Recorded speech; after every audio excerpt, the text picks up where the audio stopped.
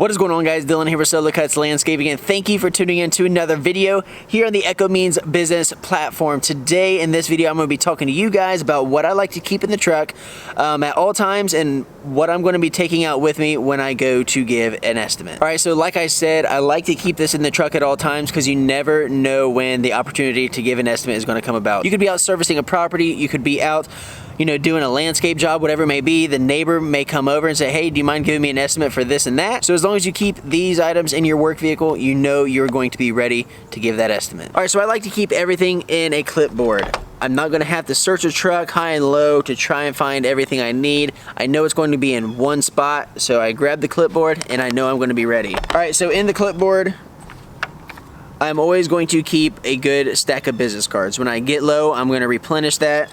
Guys, business cards are super cheap, but they're a great way to communicate with customers. There's a number of companies online that you can order these by a book full for not much cost at all. So as you can see right there, we have our list of services on the back side of the card.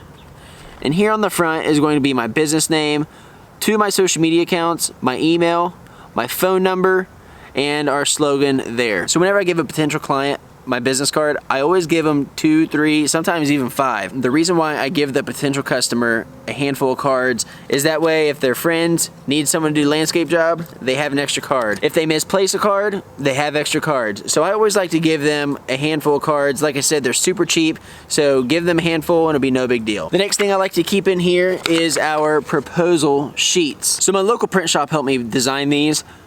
This is a pretty basic document, but what's nice about this is I can write down all the information that I need about the customer, about the job, all on one sheet. So here on the top is my information. The next section down is going to be the customer's information. Then here's a big section all right here to where I can jot down notes, pricing, anything like that.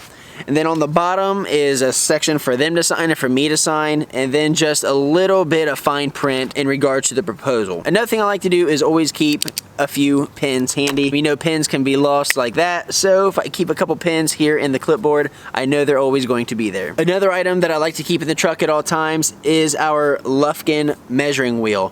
What's nice about this one is it collapses just like that. So I can tuck it under the back seat of the truck. It doesn't take up much space and I know it's always gonna be there.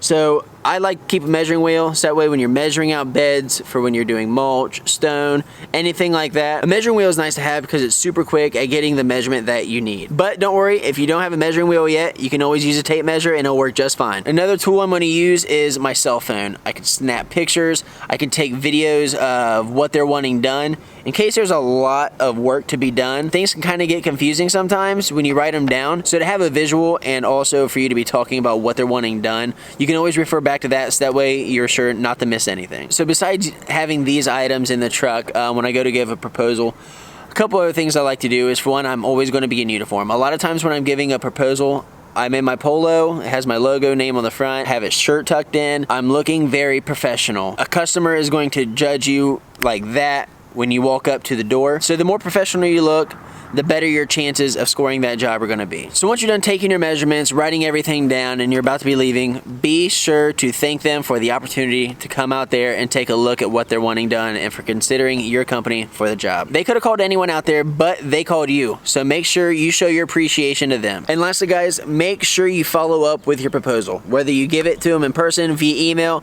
give it a couple days, but then make sure you follow up with them and see how they're feeling about the proposal. They may have questions in regard to the proposal, so that is a good opportunity to answer any questions that they may have, further explain everything. If they need a little price adjustment, maybe you're just out of their budget, discuss with them ways that they could save some money.